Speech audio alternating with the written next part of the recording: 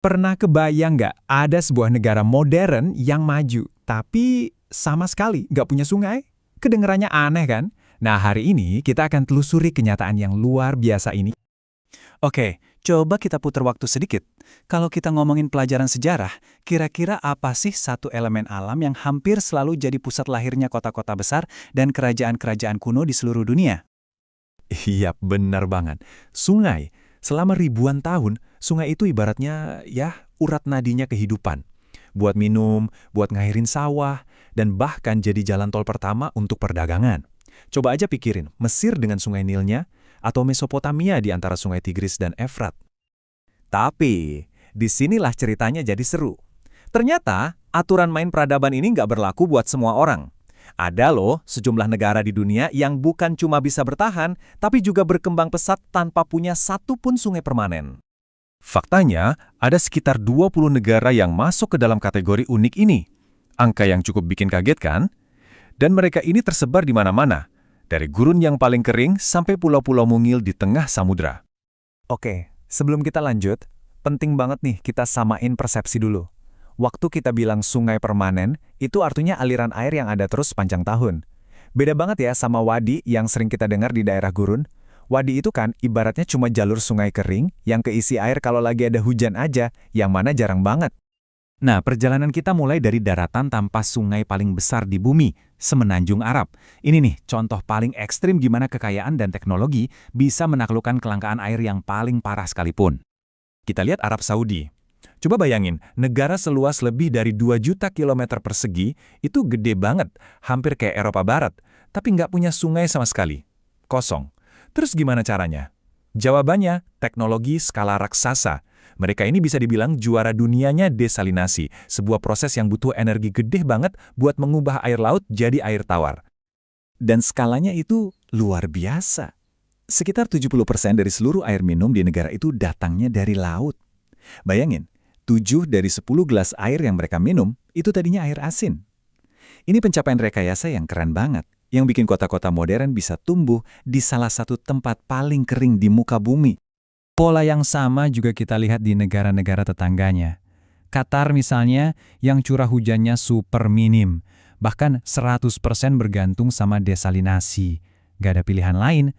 Sementara itu, Uni Emirat Arab gak cuma jago desalinasi, tapi juga jadi pionir teknologi yang lebih eksperimental, kayak penyemayan awan buat memaksa awan menurunkan hujan. Baiklah, dari gurun yang panasnya minta ampun, sekarang kita berlayar ke lingkungan yang beda total, tapi sama-sama nggak punya sungai, negara-negara kepulauan kecil. Di sini, tantangannya beda, solusinya pun beda.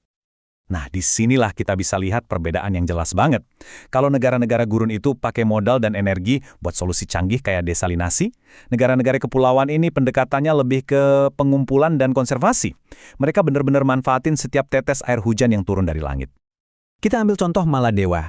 Surga tropis ini kan terdiri dari ribuan pulau yang saking kecil dan datarnya, jadi nggak ada cukup daratan buat ngebentuk sungai.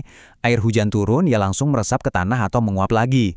Jadi solusinya gimana? Penduduk lokalnya secara tradisional bergantung sama sistem penampungan air hujan, sementara resort-resort mewah biasanya punya instalasi desalinasi kecil-kecilan sendiri. Cerita lain yang nggak kalah menarik datang dari Malta di Laut Tengah. Sebagai pulau batu yang hujannya juga terbatas, mereka ini punya sejarah ribuan tahun dalam mengelola air. Kerennya, mereka menggabungkan teknologi modern, desalinasi, dengan kearifan lokal zaman dulu dalam menjaga cadangan air tanah mereka yang super berharga. Oke, untuk pemberhentian terakhir, kita bakal mampir ke tempat yang mungkin paling nggak terduga. Sebuah negara super kecil dengan solusi yang, beda dari yang lain. Coba perhatikan angka ini. 0,44 km persegi. Cuma segitu luas total negara terkecil di dunia. Jelas banget, dengan ukuran sekecil itu, mana mungkin ada tempat buat sungai kan? Jawabannya, Kota Vatikan. Dan solusi air mereka bukan teknologi canggih atau hujan buatan, tapi tetangga yang baik dan sistem pipa yang mantap. Mereka 100% bergantung sama pasokan air yang dialirkan lewat pipa dari tetangga raksasanya, Kota Roma di Italia. Simpel kan? Jadi, kalau kita rangkum, peralatan untuk hidup di dunia tanpa sungai itu ada beberapa. Ada desalinasi yang butuh banyak energi, ada pemanenan air hujan yang cerdas, pemompaan air tanah yang strategis, penyemayan awan yang futuristik, dan yang terakhir, impor air yang pragmatis. Tiap negara memilih strategi yang paling pas dengan kondisi geografi dan ekonominya masing-masing. Pada akhirnya, ini semua membuktikan satu hal yang sangat penting. Negara-negara ini jadi bukti nyata kalau sumber daya yang paling utama itu bukanlah sungai, minyak, atau tanah subur. Tapi, kecerdasan dan kemampuan kita sebagai manusia untuk beradaptasi dan terus berinovasi.